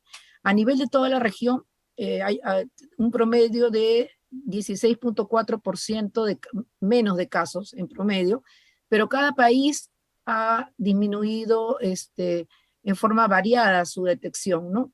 Nos vamos desde Bahamas, que disminuyó en un 37% la detección, hasta Trinidad y Tobago, que a pesar de la pandemia incrementó su detección en 2.3%, pero el promedio es 16.4%. En el caso del Perú, mi país, disminuimos en 26% la detección de casos, y esto conlleva a pensar de que tenemos una morbilidad encubierta en comunidad, que persiste la transmisión de la enfermedad y la ha persistido durante todo este tiempo. Manteniendo la transmisión, hemos disminuido muchísimo, incrementándose la transmisión, disminuyendo la detección, hemos incrementado muchísimo el riesgo de tuberculosis a nivel de toda la región y del mundo.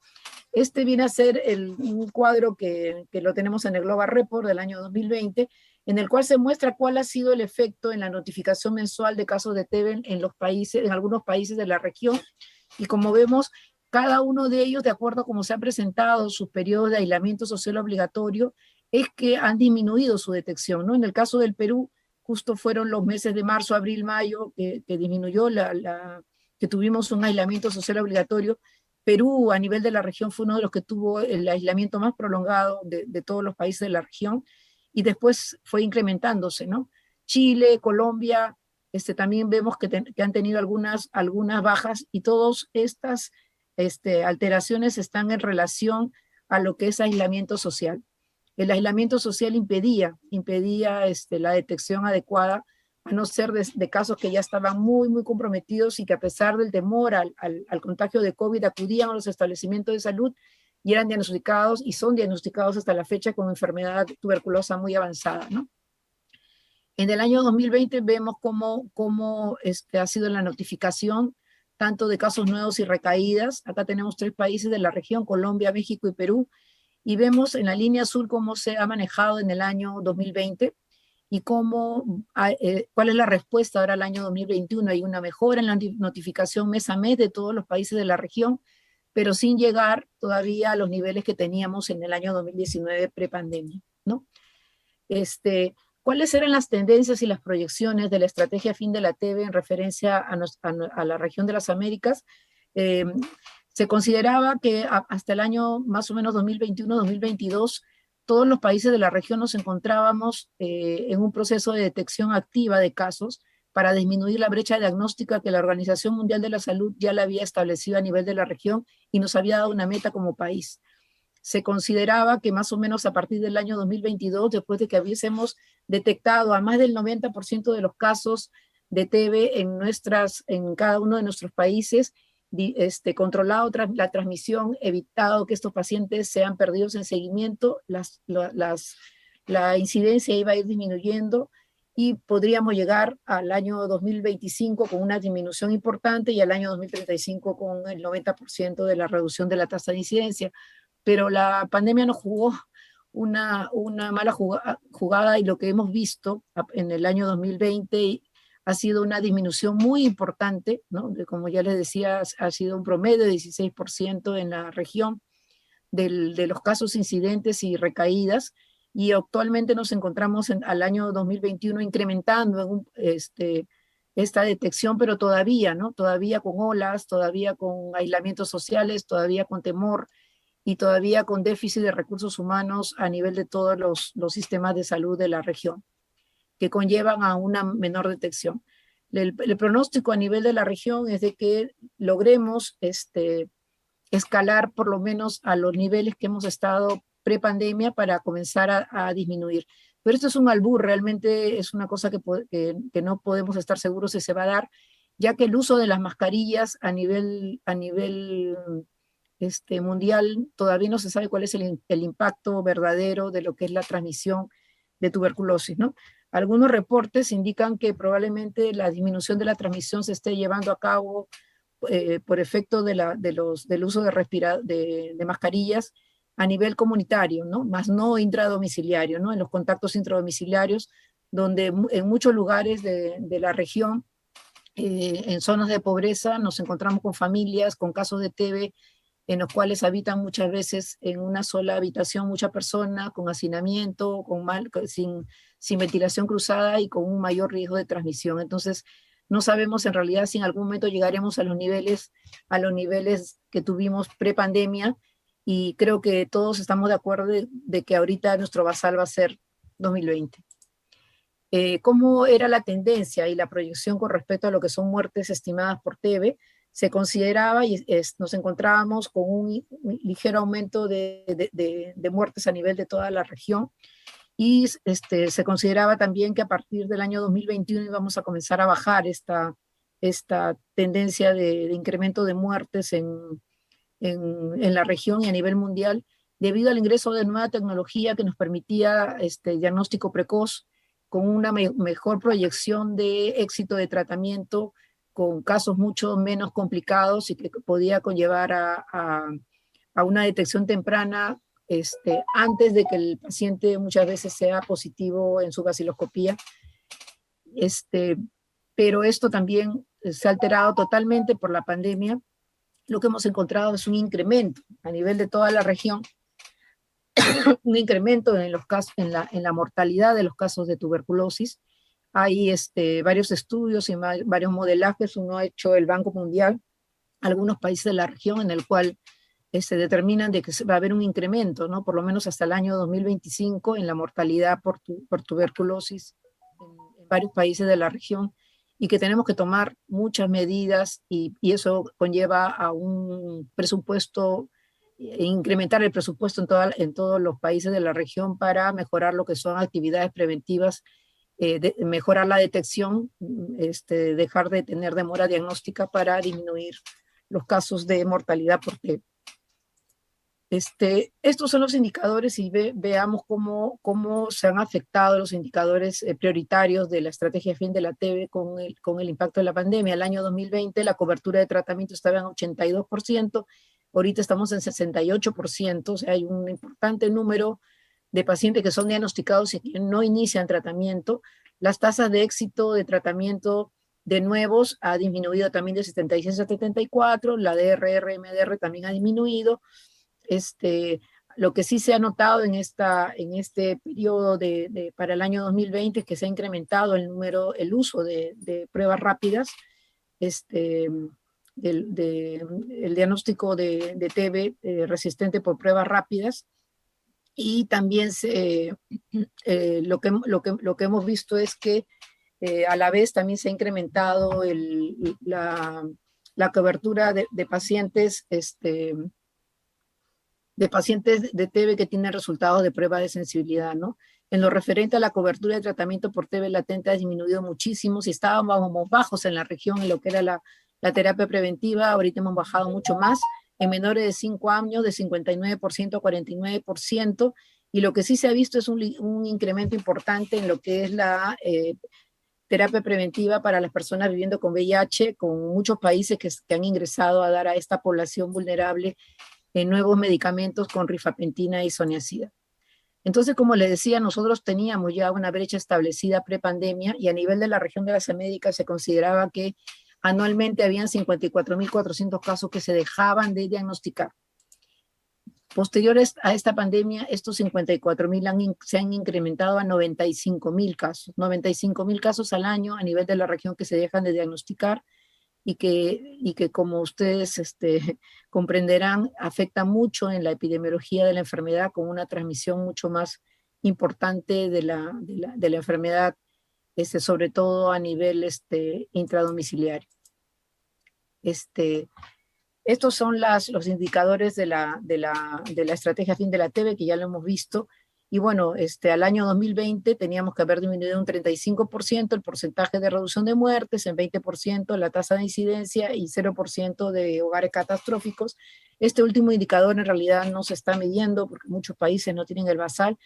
Y le diré que muchos países hemos llegado, o sea, yo si me dejara llevar solamente por los números diría, el Perú llegó a disminuir el 20%, en un 20% su tasa de incidencia, pero esto es efecto de la pandemia y no es real. Entonces yo creo que es una cosa que tenemos que nosotros tener bien claro. Lo que sí tenemos bastante claro es que el número de muertes por TB no han disminuido, sino al contrario, ha aumentado y probablemente siga aumentando en los siguientes años si no tomamos medidas urgentes para ver lo referente a la detección temprana. Perú es el segundo país de la región después de Brasil en detección, en número de casos, y es el primer país de la región en casos de TB, MDR y XDR. Estamos entre los 30 países a nivel mundial que notificamos más de 1.000 casos por año de tuberculosis MDR, y tenemos una brecha y una estimación por la Organización Mundial de la Salud que estos 1.200 que hemos detectado en el año 2020, que disminuyó muchísimo con respecto al año anterior, debería ser 3.100.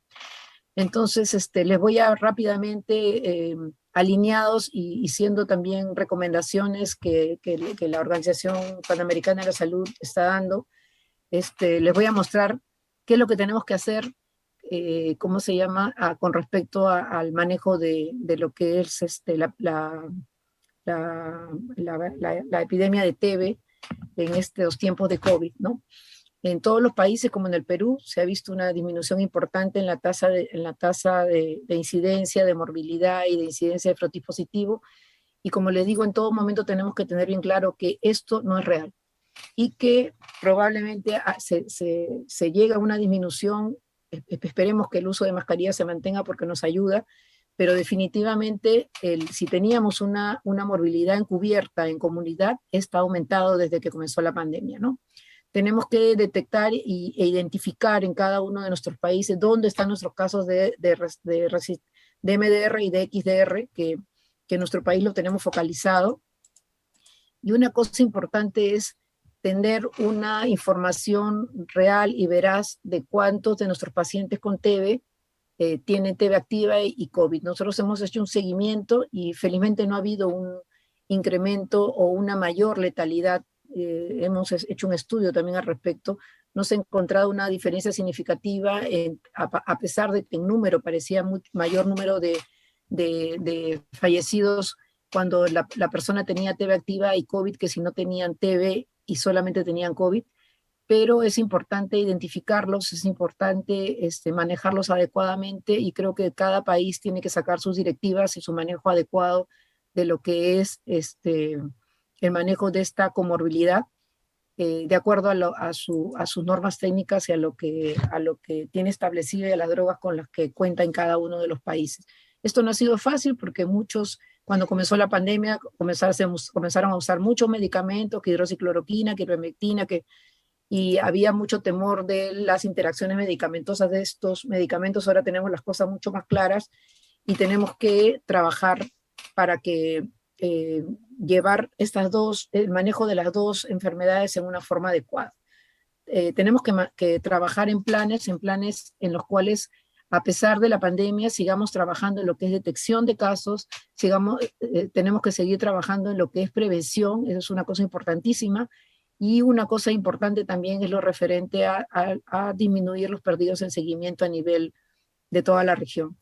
El trabajo de todos es detectar, ingresarlos a tratamiento, evitar que abandonen o que sean perdidos en seguimiento y que sean dado de alta con las menores secuelas que se puedan dar. Creo que muchos de nosotros en muchos países trabajamos mucho y llegamos al año 2019 con nuestros indicadores que habían mejorado, pero la pandemia nos afectó y creo que al igual que Perú, muchos países de la región se han visto afectados básicamente en dos aspectos, principalmente en la disminución de la detección y en lo que es el examen de contactos, ¿no? Que viene a ser una medida estratégica muy importante y que está dirigida sobre todo a lo que son contactos intradomiciliarios y poblaciones vulnerables, entre las cuales tenemos que tener en cuenta a las personas viviendo con VIH y a las personas con diabetes en la región. Cada año y cada vez más se evidencia, y en mi país, en Perú, la primera comorbilidad que hay a nivel de tuberculosis es TB diabetes, ¿no? Con un 12% de los casos en nuestro país es TB diabetes. México nos lleva un poquito la delantera, pero la mayoría de nuestros países de la región tienen ese problema, entonces lo que es examen de contacto sí tiene que estar dirigido también a estas poblaciones vulnerables, ¿no? Esto viene a ser lo que también ya les mostré, y en el caso de Perú la línea verde era nuestra captación mensual que teníamos, esto es para el año 2019, en el año 2020 ven cómo disminuye, ¿no? En relación a los tiempos de aislamiento social obligatorio y cómo estamos en el año 2021, ¿no? La línea amarilla, pero todavía no hemos llegado a los niveles que teníamos en el año 2019, no sabemos si lo vamos a llegar o no, y que van muy de acuerdo a lo que ha presentado la Organización Mundial de la Salud. Igualito, y esto va en paralelo en lo referente a las actividades de control de contactos, y creo que tienen que ser las principales actividades que tenemos que tener. Con respecto a lo que es mortalidad, viene a ser nuestro mapa de mortalidad por TB en la región de las Américas. Los países que tenían mayor mortalidad por TB eran México, Uruguay y Chile, y los demás países nos encontramos con unas tasas entre 5 a 9 por 100.000.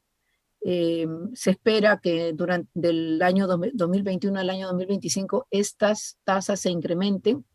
Nosotros tenemos un manejo entre lo que es la mortalidad por hechos vitales y la mortalidad de los fallecidos en tratamiento, y ya desde el año 2018 habíamos visto un ligero incremento, sobre todo en la línea roja, que es la mortalidad por hechos vitales, la que nos dan los informes de necropsia, que es el que es válido, y esperamos, y ojalá que no se dé, que esta mortalidad se incremente. Tenemos que trabajar para que esto no se dé, y eso va muy en relación a lo que es detección temprana. El Banco Mundial hizo un estudio, un modelaje en algunos países en lo que es referente a la región de las Américas, a Perú, ingresó dentro de este estudio y determinó que se iba a dar un incremento, ¿no?, en las muertes por tuberculosis en los siguientes 5 años, ¿no?, del 2020 a 2024, con un incremento de un 5 a un 11%, ¿no?, y que requerían urgentemente tomar medidas para disminuir esta mortalidad, ¿no?, en tuberculosis. La Organización Mundial de la Salud también determinó este mismo incremento, al igual que el Banco Mundial, y yo creo que tenemos que tener en cuenta que si este es el efecto en Perú, probablemente en toda la región se dé y en todos los países de la región se dé por igual. La incidencia, como ya lo habíamos dicho, en el año 2020 ha bajado, va a ir subiendo progresivamente y esperemos que en algún momento termine de bajar, pero esto se va a dar siempre y cuando la brecha diagnóstica se logre disminuir, ¿no? Una cosa importante que se está viendo también a nivel de toda la región es que el porcentaje de positividad de las pruebas de esputo en los países que todavía están haciendo pruebas de esputo de ingreso, que somos muchos, nosotros estamos utilizando el Expert para poblaciones vulnerables, aún cada vez está ampliándose más su uso, pero todavía utilizamos BK para el inicio de tratamiento, y lo que hemos visto es que el porcentaje de positividad de los pacientes que están siendo detectados para el año 2020 en la época de pandemia se ha duplicado, ¿no?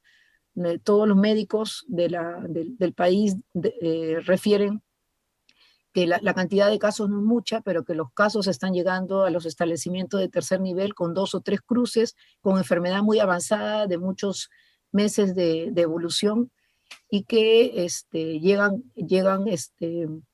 con disnea, llegan con hemoptisis, y que hacía 10 años que no veían este tipo de casos. Entonces, este es el impacto que está teniendo la pandemia a nivel de nuestra región, a nivel mundial, y esto tiene mucho que ver, como yo le decía, con lo que se refiere a lo que es detección temprana, ¿no?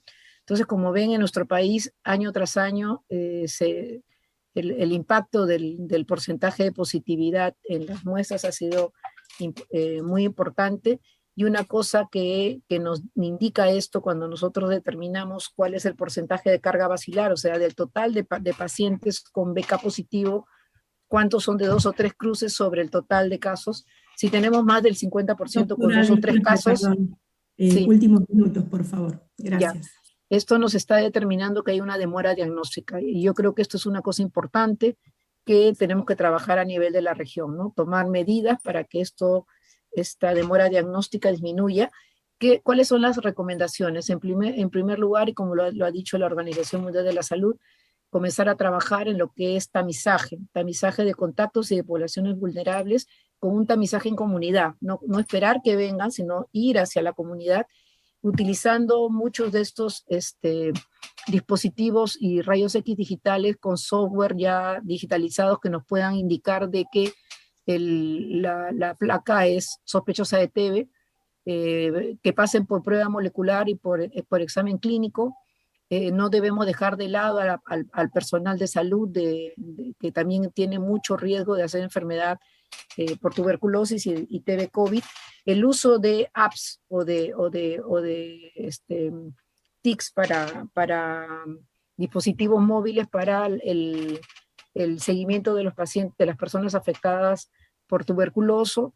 Y otra cosa importante es implementar el tamizaje de TB en los puntos COVID. Eso es una cosa muy importante en países de alta carga, donde toda persona con síntomas respiratorios que tengan algún factor de riesgo para tuberculosis, como puede ser que haya convivido, que sea contacto de una persona con TB, que haya fallecido por TB, que venga de un penal, que sea trabajador penitenciario, que sea persona privada de su libertad, persona viviendo con VIH, tiene que, a la par que se le hace el protocolo para COVID, tiene que hacérsele una prueba molecular para TB. Entonces, ¿qué es lo que podemos decir? ¿Cuáles han sido las intervenciones que generaron más impacto y que se han visto a nivel de la región de las Américas? La reducción en el número de servicios de consulta externa disponible para personas con TB. La mayoría de países no cerramos en ningún momento los servicios de TB, pero disminuyeron el número de servicios de consulta externa. A las personas con TB se le pidió autoaislarse, y las personas con sintomatología respiratoria no acudían ni acuden a los establecimientos a no estar muy avanzada la enfermedad. Ha habido una menor disponibilidad de los servicios hospitalarios para TB drogoresistentes, se reubicó al personal de salud en otras áreas de atención, disminuyendo lo que son las actividades preventivas.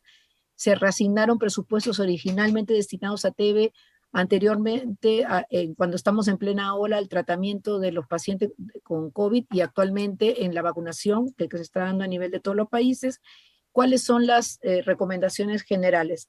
Apoyo remoto a través de tecnología digital, utilizar videollamadas, utilizar apps para poder supervisar el tratamiento y evitar que la persona acuda mucho al establecimiento de salud.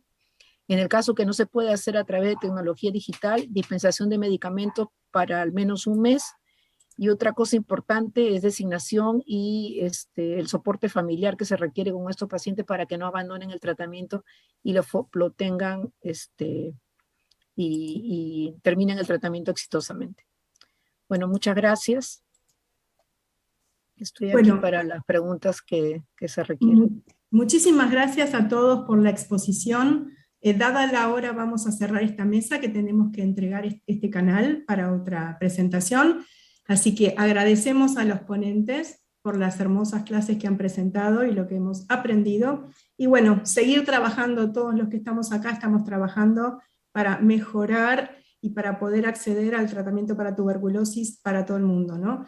Así que bueno, muchas gracias a todos, muchas gracias a LAT, y damos por concluida esta mesa de tuberculosis en tiempo de pandemia. Muchas gracias.